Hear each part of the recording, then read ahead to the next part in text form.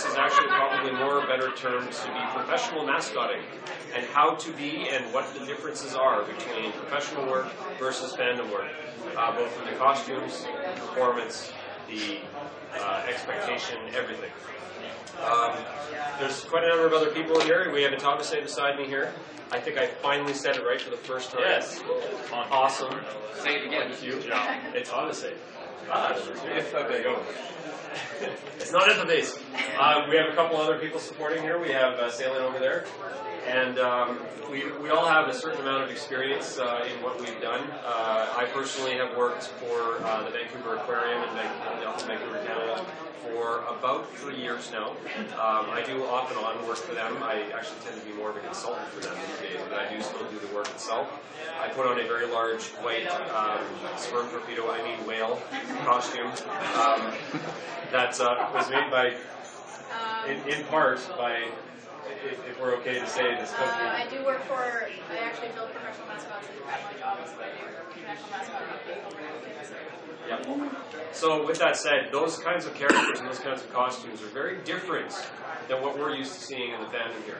Most of the people here I see are probably already suitors, or at least familiar with how they work. Can anyone that's in the audience here name one of the major differences that you may have noticed about professional mascot costumes versus cooling what we systems? Have? Say again? Cooling systems? Cooling systems, okay. That's a very valid comment, yes. Mascot costumes are designed to fit anybody. Yep, designed to fit everybody. That's a universal fit, yes. Mobility? Pardon me? Lack of mobility? Lack of mobility. Yes. Yes. Lack of visibility in some ways. They don't take into account the person inside the suit, particularly outside of the To some degree, you're probably right. It depends very much on the costume, but those are actually the major points. The cooling system one, actually, I'm glad you brought that up. Professional mascot suits are not like fandom suits. I think it's safe to say, I don't know how yours is, but what's your experience? I'm sorry, I only talked about myself. Please. Okay, specifically, I have done a few where the company has approached us with mascot costumes that they want us to use. And I will say officially that they are never exactly right. You'll never find one that fits you perfectly. They'll be good. They're not going to fit you perfectly. You got to know that there's going to be things you're going to have to work with when you show up for these events. Wait, what specifically? What do you do? What have you done? Okay, so specifically, I did a mascot gig through the mascot organization. They're a company that basically hires performers to operate different mascots for different events. And anyway, what it was the quarter release for the Olympic National Park quarter for Washington State, and the U.S. Mint brought out their character, which was the U.S. Mint eagle. So anyway, what we did for that is it's a huge mascot suit. Obviously, it's not form-fitting or anything. It's pretty good size, and it's designed to fit a lot of people.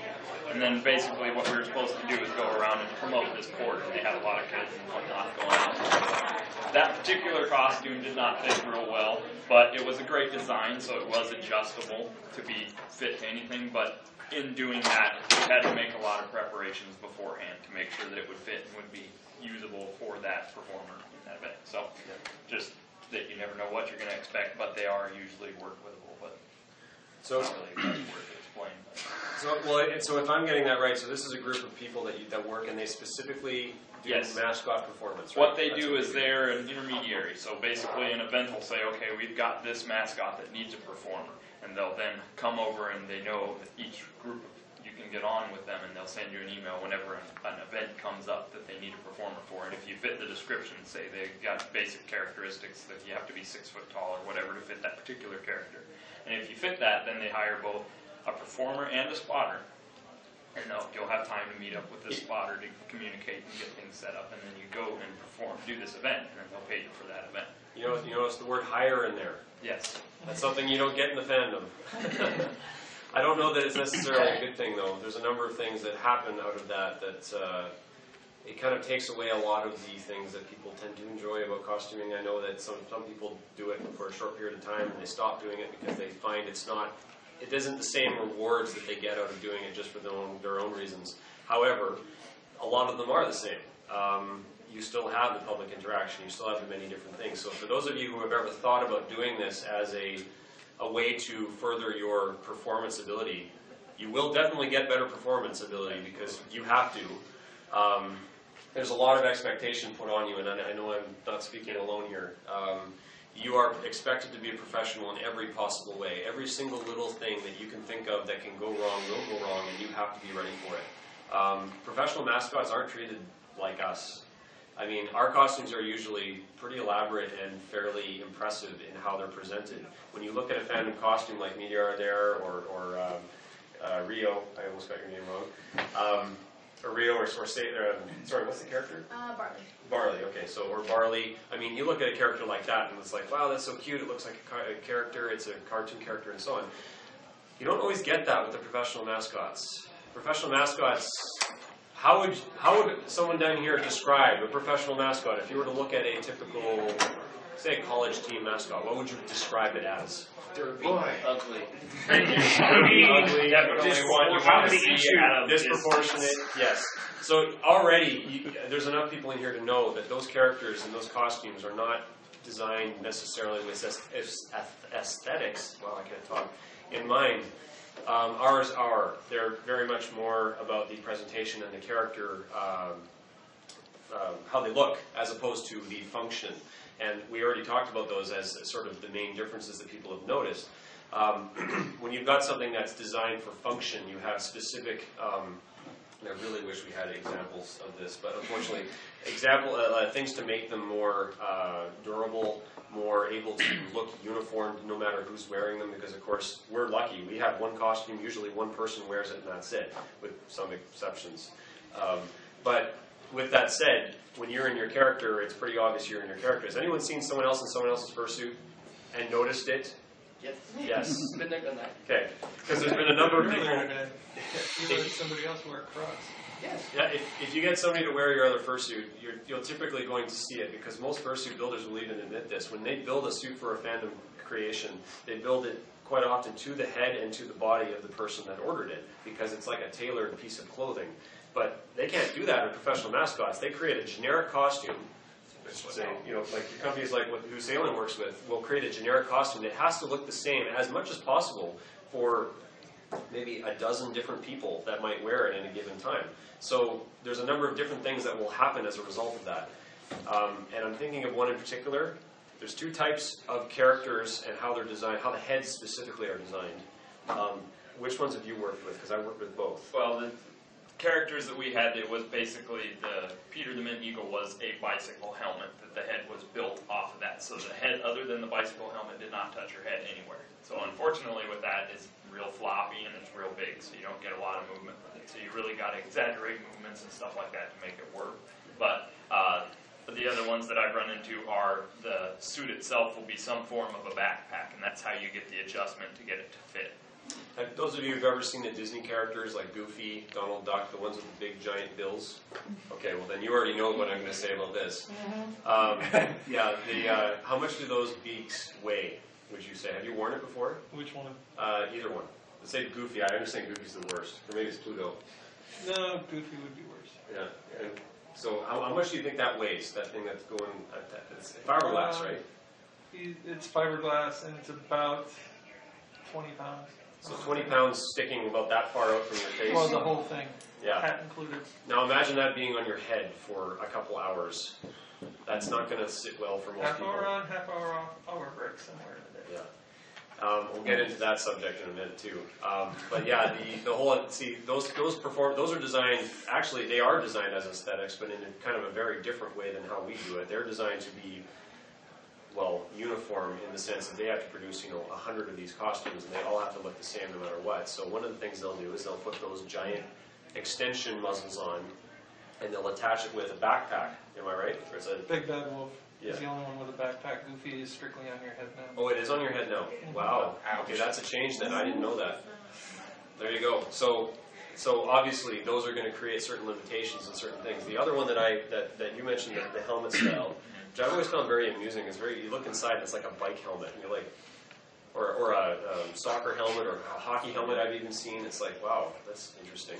It's kind of suspended. I noticed your company doesn't do that. We don't do bike helmets. We have our harness ones, which actually should sit on your shoulders, and they're okay, but then you can't move the head at all. You gotta move your whole body. And then the body, move off. Well, and you see, that's what I was going to get into. The other style is ones that are shoulder mount. And when I say shoulder mount, I mean your head is, as you said, completely free. That was one of the most strange things. When I got into Bebop, which is the aquarium mascot that I do work with, when a kid would ask me a question, I'm so used to just going like this, and of course I'm going inside and I'm just moving my head, and of course the head doesn't move when I do that. So this is no. This is how I say no. Do the twist. And yeah, do the twist. And it's now become habit. In fact, I found myself doing it when I'm in Ioka sometimes. Oh, yeah. Someone asks me, and I'll start to go, oh no, and I can actually move my head now. That's right. So that one's it changes the whole way that you perform. But it's done for, like, what reason do they do that in particular? The shoulder helmets? Yeah. It's usually so it's not on your head like the bike helmet. So it's not, the string's not all on your neck and giving you problems later. So. Right. And also it tends to hang off of that, right, Yeah, as well? usually the bodysuit comes up around the harness and then it kind of... Yeah. Like I know in Bebop, it's kind of like a giant dome made of that rigid foam. What kind of foam is that? It's LD60 foam. So it's closed cell, I guess is a common name. Yeah. Like the stuff they use for really durable packaging, right? Yeah. It's like it's very flat, and they cut it into sections, and they make basically a giant dome out of it. I've seen a couple of your company's costumes. They all seem to be the same. Yeah. So they're all made of this sort of dome, if you will. It comes down to a flat point, and then 2 shoulder bumps, and that just sits on your shoulders with a forehead and on the back, and that's about it, really. Yeah. And then a mouth view, so you're looking straight out the mouth. That's another difference. I don't think there's anybody in here. Does anyone have a costume that sees out of the mouth? Oh yeah, you do, yes. Yes, I think the Clifford costume, yeah, it does mount around your shoulders, holds everything, otherwise it's like a big dome around your head. Yeah. You can go in space with it. There's certain advantages to that, because the mouth view, while it's not as intuitive, I guess, as having it through the eyes, because when you're looking through the eyes, you can look at somebody and know you're looking at them. It's a bit different when it's the mouth, because you have to, especially with the shoulder mount, because I have to go like this to look at someone over here. But meanwhile, I can be looking over here. So I can be looking at someone over here as a character, but I can be looking at this kid that's about to come up and kick me in the face. I still see them, and they don't know I'm looking at them. So it can be quite good. In fact, I've caught people doing that, and they were like, "Whoa, how did you know?" It's easier for looking down. And looking down, yeah, you actually have a very good visibility down, so you're a lot less likely to walk into somebody with a suit like that, although it still happens. But anyway. So yeah, the hanging off the character, that's the other one. So it hangs, it's very uniform, very universal. Yeah. Have you found the same thing? Yeah, so even the head mounts, because I've never worked with one of those, but... The bicycle helmets ones, other than being a lot of weight on your neck over time, so you want to make sure you take good breaks with those, they're actually almost, you get the same effect from it, other than being able to tip your head. It's a real sturdy head, and it sits, it doesn't have a neck, so to speak, so you don't have the ability to really tip your head, but you still have the ability to turn your head.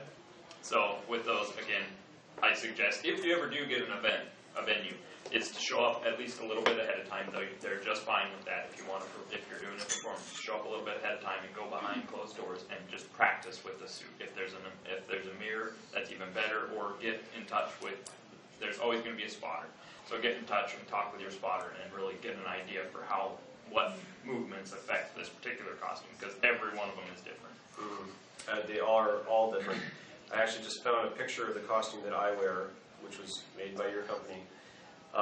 Kind of a comical one. I'm sorry for the small picture. I wanted it to be bigger, but... Oh, you're sperm whale. That's what everyone calls me. Yeah, in fact, the most common one I get is, I get sperm torpedo, I get white whale, white seal, they call me a seal. It's better than tuna. Creepy is a common one they call me.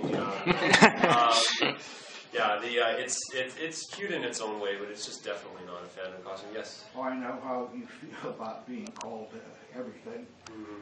When I'm working, I'm a rat, mouse, rodent. Yeah. There you go. Yeah, that's like most characters. If you go in public performance, you're going to get called everything under the sun. It's just part of the deal. It's like as long as the kids are having fun, it doesn't matter what they call you. It doesn't really matter. But which is part of the reason they do it. With that said, it gets into my next topic. So let's say you're wearing one of these costumes. You finally get a gig where you're doing this. We'll cover that in a minute, and how to do that and everything else if you're interested. But more specifically, let's say you're wearing it. I don't know how many of you have ever seen these characters perform, but I know that some groups have a very unrealistic expectation of how long you're supposed to be out there. Because they only look at it from their bottom line. You get a company like, for example, the Vancouver Aquarium, who I work for. I love them to pieces. They're a great organization, but they simply do not get it when it comes to mascot performance. They're finally starting to listen to me.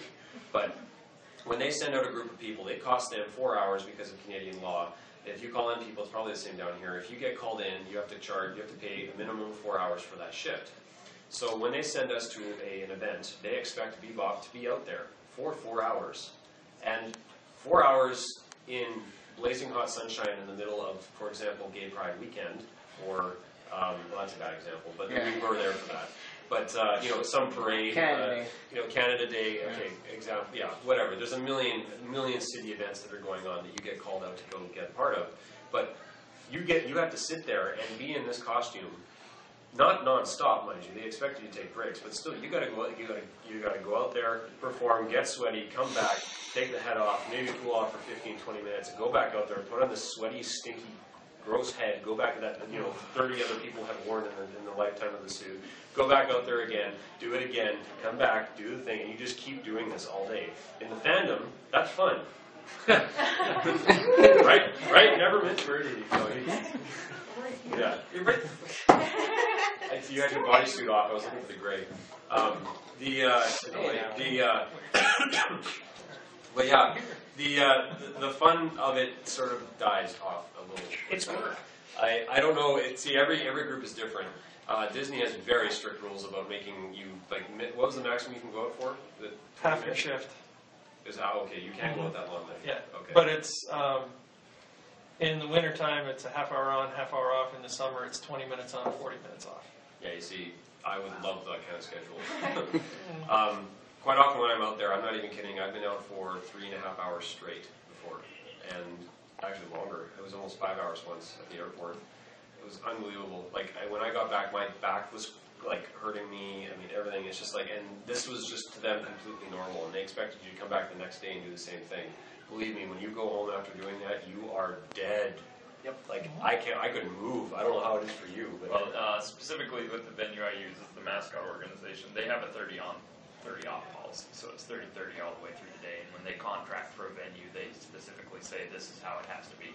So they're a really good venue to work for in that particular regard. But unfortunately, they don't have as many as some other people. So. Yeah.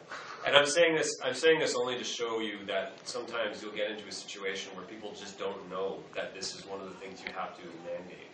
And unfortunately, the way it goes is this is not a very well-paying job because, frankly, there are enough people out there that will do this for cheap, free, you know, that they don't necessarily need to get every single person. So if you sit there and say, well, I'll only go out for 20 minutes and then I need 40 minutes to cool off, they'll go, well, this person's willing to be out there for 2 hours and I only have to give them a 15-minute break. Why would I take you, right? Because to them, that's business, right? Again, this is not about necessarily anything else. This is business. So you are doing this specifically and expressly for benefiting whatever group you are. Now, I'm making this a negative. I'm just showing you the pitfalls of what you need to look for. For the most part, this doesn't happen. For the most part, people are great to you. People love that you're out there. They'll give you great benefits. I get huge benefits for being part of this group that I am. There are some, you know, things that you deal with, but, you know, you can't take the good with the bad. You just go with it. It's like any job, right? And it is a job. And that's kind of an interesting thing to say. You know, I get out and run around in a giant fuzzy animal costume, and I get paid for it. There is something to be said for that. It can be pretty cool. It doesn't. Little children. Yeah, yes.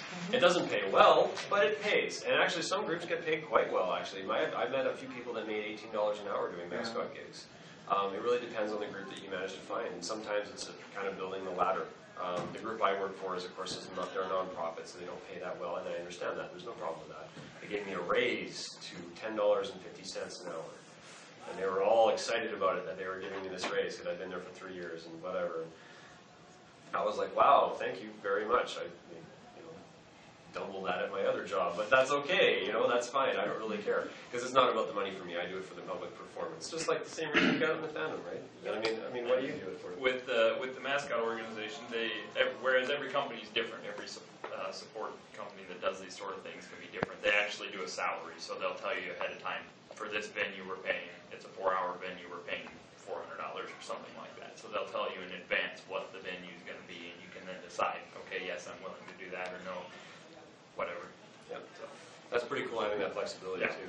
Yeah, it's really good. Like in our team, we have about 4 to 5 people that are active costumers right now for this one character that we have. So people will pick and choose. You know, oh, I like doing the Chinatown event. Oh, I don't like that one at the night market. Oh, I'm not so sure I want to do this one. Oh, I'd love to do the parade. I usually do the parades because to me that's the most fun. I like running around and going crazy for an hour and then being able to get out of a suit. But that's just how I am. And they like me for it, so that's what I do. And so there's actually another group that does it too. Okay. So now we've sort of touched on the pitfalls, the good things, the bad things, and that sort of thing. But the one thing that I always wondered when I was looking to get into this thing is, first of all, how do I get started with this? Where do I approach people? How do I prepare for it? Anyone have any ideas? Where would you start? Find a mascot agency. Mascot agency, well, obviously, yeah, that's an easy one. Any other ideas? Actually, on Craigslist. Yeah, Craigslist. Yeah, looking for companies is actually not what I'm specifically thinking here. Agent, well, sure. You need to talk about people and venues and finding ways to get gigs. Exactly. Now, this is something that you're very keen on doing. You're like, you know what? I really want to get out there and I want to do this. I want to be a professional performer. There's nothing wrong with that. That is really cool. And you know what? You're going to get props for it from the right people, because people will. It's a good gig. It is really neat, and you get a lot of respect from people for it. So there is that side of it as well. In fact, it kind of justifies what I do around here a little bit. I know it sounds silly to say that, but a lot of people are quite often trying to justify furry to people. Well, believe it or not, it's pretty easy to do when you say, well, I get paid to go around and do public events. I mean, it's one thing to say you do volunteer work in public events. That's all cool too. But to say you're paid for it means that you have a corporate structure behind it. And actually, that can mean something to the right people. So if that's the kind of thing that would impact you as a person, I don't know, I've always found it quite nice to say. With that said, when you're looking for it, you mentioned it, Axel, that is the biggest one, is go to venues, go to events, go to public events and see what people are doing. In fact, that's exactly how I got the gig that I have. I was working at another event for another charity group that Torwin and I are part of, called Helping Paws. And we were doing that. We were doing this event. We ran into the people from the aquarium. And I said, oh man, I didn't realize you guys did these kinds of events. Oh yeah, we come here all the time, et cetera, et cetera. What are you doing here? Oh, I do this too. Really? Wow, what do you do here? Blah, blah, blah. You know, we're looking for some more people. And that's sort of how I found it. So I'm not saying you have to go out there and be a performer, but even just volunteering for a local cancer research foundation or something, you might find yourself, you know, they might say, oh, we really need someone to get in that costume. Oh, I guess we can throw Dave in there again. He wasn't very good last year, but we'll do it anyway. And you go walk and go, hey, you know, I do this for fun sometimes. I would love to try it. People would be like, oh, sure, great, go ahead. You know, and there's your chance. I mean, honestly, that's it. That's really it. It's just a matter of finding the right place at the right time. You never know who you're going to find when you go to a public event. No. That too. And that's the thing about it all is once you get in that door, once you break through that barrier, then the possibilities really start opening up, and lots of other people will then approach you and say, well, you did perform that and it was excellent. Here's something else that I think you might be interested in. And you can get into a lot more things that way, get bigger and better. As you go up, if you're getting paid to do that, the venues go up and you will get to the point where you have a choice to say, okay, this one's paying more, I offer making this, or this one's more exciting, but sometimes you gotta take the ones that might not be the best. But it's really getting in that door, and once you get in that door, the possibilities really start to open up. Needless to say, people matter. Oh yeah. Fun story. A friend of mine is involved in TMO, the mascot organization, and he said one day, I need a spotter to help with Snap, Crackle, and Pop at a grocery store. I said, all right, what the heck, I'll go and do it. So I spotted for them, and the 3 suits showed up. 2 of the 3 performers did. So my friend being one of them. So my friend goes to the manager of the store we were at, and he says, do you have anybody that works here that's about 5'6"? And the manager says, well, let me think about it. And he says, well, Gary, somewhere back in the back of the shop, he's about that tall. So my friend went to go talk to this kid and said, you want to be a mascot for an hour, or however long the gig was for the day. You know, I'll get your information and they'll pay you for it. The guy looked at it and he's like, no. And he looked at it again and he's like, all right, why not? So that was his first experience at it. He had no idea he was going to be a mascot for a corporation that day. So just a weird random event that happened. You will find I mean, I know I've found so many people in that position that have never done it before. They don't know why they're doing it. They just got asked to do it because they work for this group or whatever. Some of them really don't like it either. They're like, oh, no, I don't really like it, but whatever, I got asked to do it, etc. Perfect point for you to step in and say, well, hey, I'll do it. You know, tell them that I'll do it. I'll work, you know, flex time. They don't have to pay me benefits. Just, you know, pay me for a couple hours, and I'll come out here and do it every time you want to do it. It's easy way in, easy way in. So I think that covers that part of it. The next side of it that I wanted to cover was, what would you say are one of the major pitfalls as a professional mascot you might see that you might not see in the fandom? And we're talking, okay, we're going out into public venues, we're going out into the parks, we're going out into, I don't know, the rain, it happens. There are quite a number of different things that you don't deal with in the fandom that you will immediately deal with as a professional mascot. You're going to go out there. Yes. The biggest problem, mundanes. Mundanes. Oh yeah. Well, mundanes are always a plague on this entire society. That's one. Weather. Weather, yes. Not so much the rain, because we have canopies and things. But it starts out nice and sunny. Yep. By mid-afternoon, it's 109 in the shade. Inclement weather, yes. And 99% humidity. Yes, Yeah. that too. Which those of you who have been to Anthrocon know that heat is not everything, humidity is. Yes. Well, Yeah, I come from Colorado, so that's where heat is everything. fair enough. And so is Florida. Yeah. Well, not so bad as around Fresno, California. And we're spoiled. During summertime, 90 degrees is cool, and that's in April. By July, it's 112 in the shade, and it's been that way for almost a month, and it will be that way for another 2 months. Copying Texas, aren't you? The good news. Not the thing. The good news is that most of the time when you're dealing with that type of weather, the organizations that work in those environments tend to cater to the people that are in the costumes. Oh, yes. Because they have to. I mean, quite literally, heat exhaustion is very real, and it is very possible in those situations, and you have to be aware of it. So, their brand, they're paying you to be their character and be their entry into people's awareness of their product. So, if you're not properly doing that, well, frankly, first of all, you're doing them a disservice, and second of all, you're probably not going to last long. Don't blow your stem at the beginning of the thing. No, you can't just run around and be an idiot for the entire time, unfortunately, as much fun as that can be. The one problem, was that? So this is where professional comes into play. You have to plan this out. You have to know your limits. You have to know what you can and can't do, so that you don't get out there and fail to meet their expectations, because they're paying you to meet their expectations. Yeah. At the same time, you can also play into their character very well. Like, I mean, if you're Tony the Tiger, that's a corporate brand that you could say you've been. I have been Tony the Tiger. I have been Goofy. I have been, Clifford or whatever. I mean, Can't say that. No, I'm saying, but if you were working for Disney as an example on some rare thing, like you got on a cruise ship thing or something like that, who knows? I know people that have done it actually. So it does happen, it's not as common, but it does happen, and if you shot for it, you could get it. So either way, there are certain advantages to that, but of course, you are expected to be a certain level of performance and a certain level of everything, regardless of the situation, regardless of whether you're sweating buckets and it's 110 degrees and 90% humidity. You're still going to have to go out there and do it. You might have to take a break more often, but you still have to go out there and do it. And so you have to take the good with the bad on that. But the other pitfall, and Torun brought it up, is kids. Kids are the infamous enemy of every fursuit performer and mascot performer, because kids are like they're like a random molecule that just doesn't play by the rules. They just, every single one of them will act differently and do different things to you. And I'm sorry to say, but if you're not in a cute, neat, cuddly character that they identify with, because most of the time as a professional mascot you won't be, they want to hurt you. They're sadistic.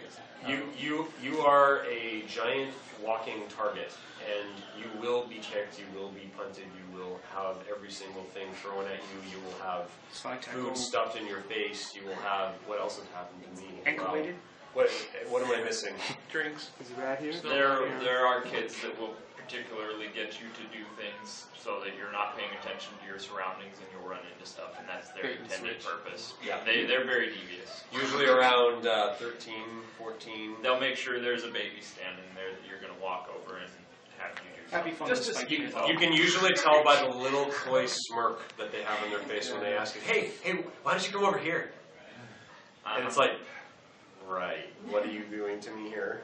Or at that point in time, you want to check behind, you use your rear view mirror here because there's some kid planning on doing something as soon as you start to walk. So they will be there. There's not many professional mascot costumes that I've found that have tails like we have. Yeah. They don't tend to exist because they don't last long. More than once in my own suit, this is more performance panel stuff, but either way, had my tail yanked on continuously by the least suspecting. I least suspected this person. This was an old lady. I brought up the story before. She had to be 80. I'm not even kidding. She was, I believe she was Chinese. We have a large number of Chinese people in Vancouver. Most of them don't speak English in this regard of this age. A lot of that age group, they tend to stick to their own group, their families, and so on, so they just don't speak the language. And she's sitting there yanking on my tail as hard as she could. And, as hard as she could. Like, it was practically ripping the belt off. Was that in the Olympics? Yeah, the Olympics. I remember that. You were there for that, yeah. And she was laughing, and she'd go, and I'd turn around and I'd be like, what the heck? So I just keep walking and trying to ignore it, because that's what you do. You ignore it if you can. And she's coming to, and just keeps going. I'm not even kidding. It was a dozen times. I mean, I got to give Scribble Fox credit for his tails because that thing survives. But holy, she ripped fur out of it. I saw fur coming off of her hand on it. It's like, what are you doing? And my spotter's trying to talk to her. She didn't speak the language. She didn't understand. She was just, oh, that's funny. Whatever she's saying, I couldn't understand her. And this happens, and this is the kind of thing that happens in the professional mascot world as well. And you're required to react to that professionally. You can't get angry. No, you absolutely can't. And the worst thing is that sometimes these people, even the parents, will be complete, just utter, jerks to you. Like they can just, yeah. Like, pull his tail, yeah, that's great. Yeah, pull his tail. Why don't you go pull his tail? I've heard that more than once. Or go step on his foot, or go kick him, go punch him. I've heard that. I've heard a parent say, "Hey, go punch him," and it's like they know I can hear that, and I'm sitting there going. I've actually walked up to parents like that before in broken character and said, wow, you really just told your kid that? Like, who are you? I didn't say that, but, I wanted to. And it's like, okay, I'm going to go over here now. Or you'll get other groups. Now, this is the one this is really creepy. The aquarium in particular, because it's an aquarium, you'll get people who are against aquariums and keeping animals and things like that. We've had more than a couple activists try to lure my character into something like a photo that they can use on their website that might be an anti-aquarium thing or something. So they'll lure me in and not tell me what's on the sign that they're now holding. So every time before they do that, I always grab the sign and whether they'll give it to me or not, and I look at it before, and it's like, no, I'm not taking a picture with you, and you got to watch out. That's the other thing. See, on a mascot costume, you are that company. I'm walking around as a giant label. I mean, I might as well have, Kmart sitting on my head or whatever the heck, right? And it's like the minute you get into it with some guy saying, down with abortion, and now you've got, this corporate thing. Now you've got Kmart is against abortion. And it's like, you just completely destroyed that company's image in many respects if they go and use that for something. So that's the other thing you got to watch out for. It's like taking the Burger King to McDonald's. Yeah, the other one, if you don't, the one that's really common is T-shirts. Activism is very common in Vancouver, so you'll get a lot of people who are very extremist type people. They'll wear a T-shirt that's one of these one-use things. They just printed it for that day to try and get pictures with people. I've seen it before. There'll be a shirt that says some very, very, very prominent, political statement or something, and they'll try and get pictures with corporate identity things, just so they can put it on their blogs and everything else and get it out there and say, look what they support, da da da da, ha ha ha. And they think it's hilarious, or maybe they'll make it serious. Another pitfall, another major one that you would never think to worry about, but it happens. It happens a lot, actually. And a lot of this kind of falls back on what you have to look for in a spotter as well, because they have to be aware that this is going to happen. If they're a lot of times with a mascotting gig or something like this, they're coming in as the same thing. They're being hired to do this, and lots of times they don't have a lot of experience in it. So you need to make sure that you, ahead of time, talk with these spotters and make sure that they also know these pitfalls and things to watch for. But I mean, all these pitfalls that we're pointing out, don't take it as it's being a bad thing. Professional mascotting can be a lot of fun, and it's even more fun when you're getting paid for it. So, by all means, don't take it as a bad thing. It's just things we definitely want to watch for. I really have been very negative, and I apologize for that. I really isn't. What really wasn't my intention. I will admit this last year has been a little more of the negative for me as a personal approach to this atmosphere. That's probably why it's reflecting this. But honestly, I haven't even touched on the good side of it. But there are so many things and so many reasons to do it. We're just not going to have time to cover most of them. But I have a good story. I don't know if anyone told you yet. What's that? Just like a month ago, a movie was shooting in, where was it, Langley? Yeah. And they were looking for people for costumes for this Comic-Con scene. So I just set my costumes folder, because I got loads of costumes, not just fursuits, but all types of costumes. I just set the whole folder. I was thinking about it to my agent. And I guess my purple husky suit was in that folder. I hadn't realized. So she snapped back to me within like 10 minutes. She's like, "You got the job landed." And I was like, "Okay, well, for what costume?" And they're like, "What's the purple dog one?" I was like, "Oh, fuck." I was like, "Shit." You know, because I'm all over it. Like, I try and keep furry separate from my film work. I do work in film. And that one was like a line straight across. And I was like, crap. And yeah, I went there. And the minute I set foot on set, the director flipped his shit because he didn't even know I was going to be there. The costumes people had just been told to get costumers, right? And he immediately gave me my own scene with like one-on-one with the actor and featured everything. My pay doubled within that moment. Yeah, the minute he started giving me personal directions, I was like, okay, this is a little different now. And yeah, close up the scene. All the extras got sent out, and they one-on-one scene where this actor literally bumps into me and is like, "Holy shit!" And I'm like, "Whoa," you know. So I dodge left and he dodges right, and he's all like freaked out because I'm a purple dog. Yeah, I was making by the end there almost $30 an hour plus the original rental they had to pay me to bring the suit. Yeah. Like $40 originally, so it does happen. It can happen even accidentally. Make it come. Thank you very much. And thank you to Ithabise and to Salen and to everyone here that's going to make it come. Thank you very much.